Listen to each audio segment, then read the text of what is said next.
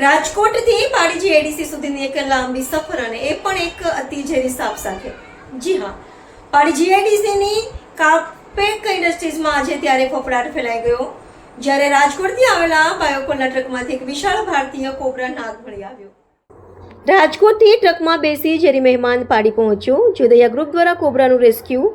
ઉનાળાની શરૂઆત થતાં જ ગરમીથી બચવા વન્યજીવો હવે માનવ વસ્તી તરફ વળી રહ્યા છે. આવી જ એક ચોંકાવનારી ઘટના પાડીજી એડીસીમાં આવેલી ક્રાફ્ટ પેક ઇન્ડસ્ટ્રીમાં જોવા મળી હતી, જ્યાં રાજકોટથી આવેલા ટ્રકમાંથી એક અત્યંત ઝેરી સાપ મળી આવતા ફફડાટ ફેલાયો હતો.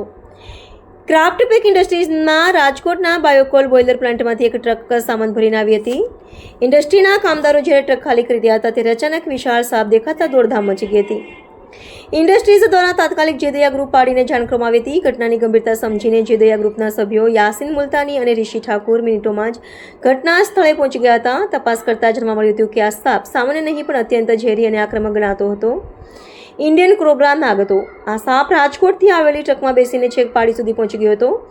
જેદયા પ્રેમીઓને ભારે જહેમત બાદ ન્યુરોટોક્સિન ઝેર ધરાવતા કોબરાને સુરક્ષિત રીતે રેસ્ક્યુ કરી તેને કુદરતી વાતાવરણમાં મુક્ત કરવાની તજવીજ હાથ ધરી હતી.